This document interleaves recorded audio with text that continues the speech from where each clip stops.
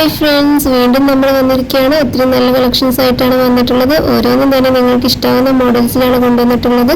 ഓരോന്നും ഓരോ മോഡൽസ് ആണ് കേട്ടോ. അപ്പോൾ നിങ്ങൾക്ക് ഇതിൽ ഏതാണ് ഇഷ്ടമായത് അതിൻ്റെ സ്ക്രീൻഷോട്ട് എടുക്കുക. നിങ്ങൾക്ക് ഏത് സൈസാണ് വേണ്ടത് അതോടെ പറഞ്ഞൊന്ന് വാട്സപ്പിലേക്ക് ഒന്ന് മെസ്സേജ് ചെയ്യാം കേട്ടോ.